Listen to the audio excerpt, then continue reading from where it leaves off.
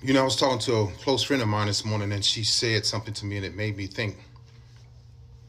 She was right.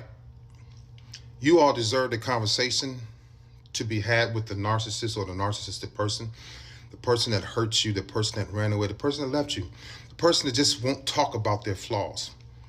You deserve that conversation. And I'm here to tell you, I'm one of those people that avoided the conversation with all of my exes, didn't want to talk, didn't want to resolve any issues.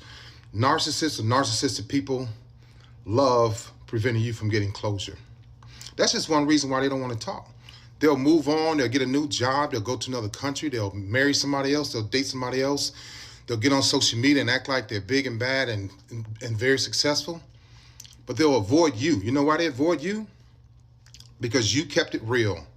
You're real. It's facing you is too much like facing the truth, seeing their flaws, not understanding themselves when you understand them better than they understand themselves. I could not face a woman to say, hey, Leon, let's sit down and talk about what you did, or why you did, or, why you hurt me, why you ran away, why you're still running.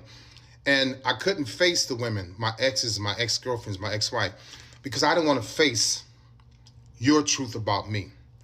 Your truth about me before I had to face this was you put me on a pedestal.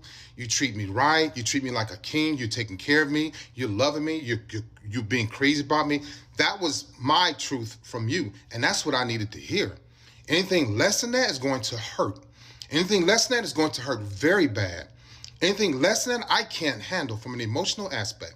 Narcissists or narcissistic people cannot handle their emotions, and they cannot regulate their emotions when you are right. When you are telling them who they actually are and who they're not. When you are saying, Leon, I know what you did. I know why you did it. I know who you are. I know where you're coming from. I know where you're going. There's more in you, Leon. You have potential. I don't want to hear all of that. Because me, in that moment, I had the potential. I did what I was supposed to do. I'm doing what I'm supposed to do. I am Leon in your life. I am your man. I'm your king. I'm your everything. So they avoid that conversation because they know, I don't want to hear my flaws. I don't want her to push me back on my heels. I don't want her to let me know that I'm not who I really am or who I really was to her. And she found out. Same thing goes for a female narcissist when a guy says, hey, let's sit down and talk. She don't want that answer, those answers. She don't want that smoke. She don't want that feeling. She don't want that inability to say, you know what, you're right. They don't want to do that. I didn't have the ability to apologize. I didn't have the ability to take on constructive criticism. It hurt in therapy. But seeing you and coming back and talking to you and communicating with you is like being in therapy and somebody going this, doing this, poking. But that's not what therapists do. That's how I took it. That's how I would have taken it if you said, let's sit down and talk, Leon. So it's not you. They don't want to sit down and talk because they don't want to face who you know that they really are or who they really are not. And that was the person you need in their life as a man or woman. They just couldn't do it. So that's why they run away, and you'll never get that conversation. You have a nice day.